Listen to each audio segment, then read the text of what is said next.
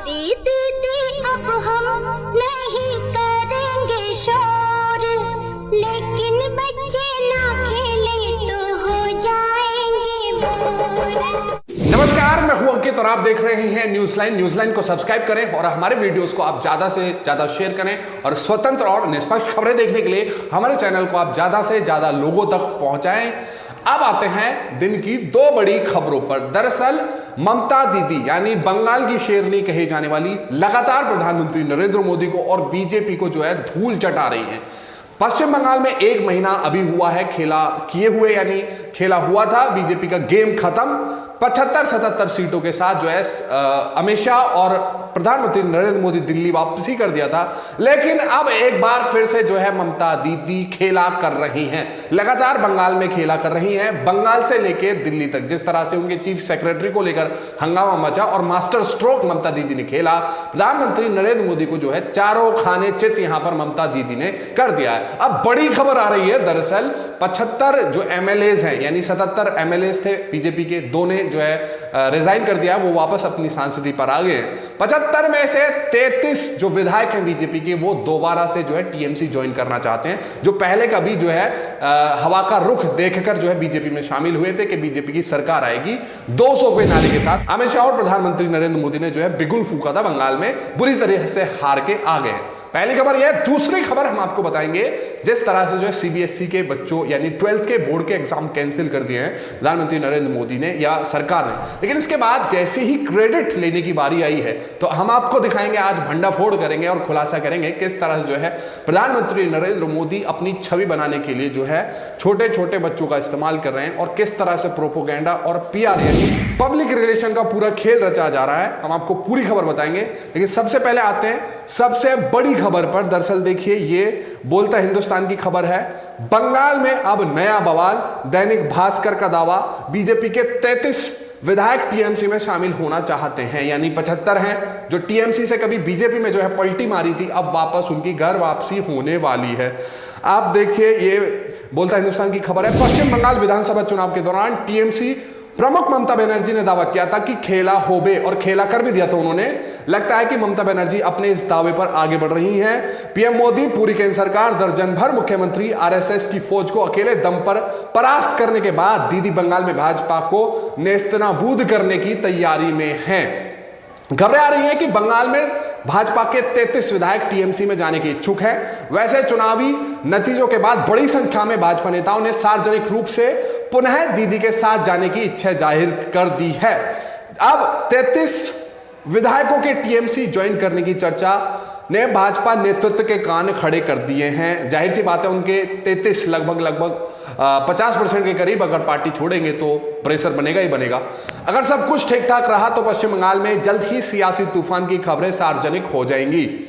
दिलचस्प बात तो यह है कि स्वयं भाजपा के ही इन 33 विधायकों ने टीएमसी में शामिल होकर दीदी के साथ काम करने की इच्छा जताई है, यानी खुद कोई प्रेशर इन पर जो है टीएमसी की तरफ से नहीं है। उनकी तो 213 सीट है तो उनको कोई जरूरत नहीं है। हालांकि अंतिम फैसला खुद ममता बनर्जी को करना है। दैनिक भास्कर की रिपोर्ट के अनुसार भाजपा के 33 विधायक तो टीएमसी में जाने के लिए बेकरार हैं ही। भाजपा के राष्ट्रीय उपाध्यक्ष मुकुल रॉय के बेटे शुभ्रांशु रॉय भी टीएमसी में शामिल होने के लिए इच्छुक हैं और मुकुल रॉय भी अंदर ही अंदर खबरें आ रही हैं कि वो भी वापसी जो है टीएमसी में कर सकते हैं। भाजपा के राष्ट्रीय उपाध्यक्ष के पुत्र शुभ्रांशु रॉय ने, जो कि शुभ्रांशु रॉय मुकुल रॉय के पुत्र हैं, वो हार गए थे भाजपा के टिकट पे। हाल ही में अपने फेसबुक पोस्ट के माध्यम से केंद्र की नरेंद्र मोदी सरकार को निशाने पर लिया था। शुभ्रांशु ने कहा था कि जनता द्वारा चुनी हुई सरकार की आलोचना करने से बेहतर है कि आत्मनिरीक्षण करना चाहिए। शुभ्रांशु ने यह पोस्ट ऐसे वक्त पर लिखा था जब बंगाल चुनाव हारने के बाद भाजपा राजनीतिक हिंसा के बहाने ममता बनर्जी पर हमलावर थी। शुभ्रांशु स्वयं बंगाल की बीजपुर सीट से भाजपा के उम्मीदवार थे और बुरी तरह से जो है टीएमसी उम्मीदवार से हारे हैं। बताया जा रहा है कि भाजपा विधायकों को शामिल करने में ममता बनर्जी कोई हड़बड़ी या जल्दबाजी नहीं दिखाना चाहती हैं। वह इस मामले में कोई फैसला पार्टी नेताओं के साथ सलाह मशवरा के साथ करेंगी। तो ये पश्चिम बंगाल में अब एक बार फिर से जो है खेला होने जा रहा है।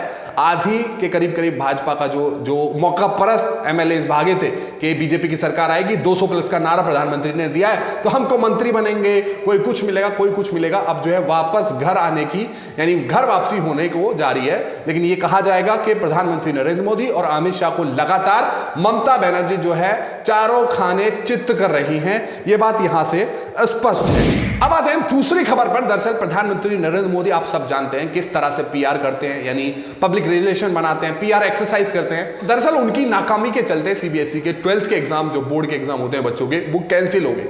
तो इस कैंसिल को किस तरह से जो है आपदा में अवसर प्रधानमंत्री ने बनाया है, ये आप देखिए। कल प्रधानमंत्री नरेंद्र मोदी सीबीएसई के जो 12th क्लास के बच्चे थे उनके साथ जो है एक औचक जो है लाइव इंटरेक्शन किया था, यानी अचानक से ही अनप्लान्ड था, और किस तरह से उसको पीआर एक्सरसाइज बना दिया आप ये इस खबर में देखिए।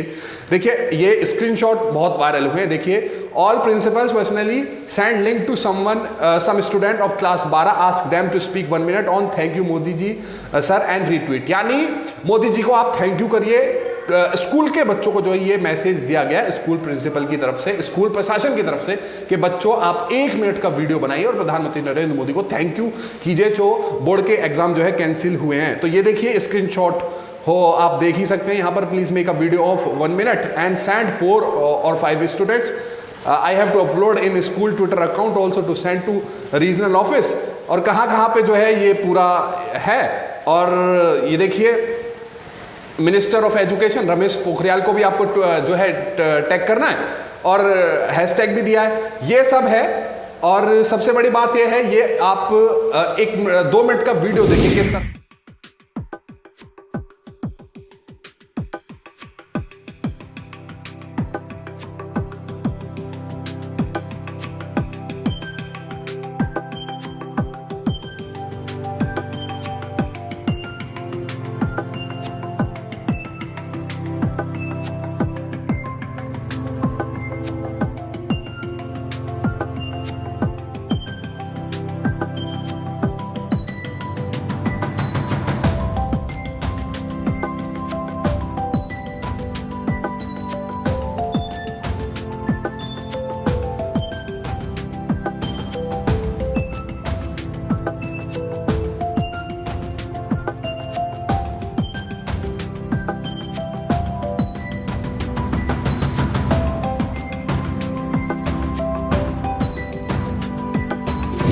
है प्रधानमंत्री नरेंद्र मोदी की जो है आपदा में अवसर तलाशने की जो है कला।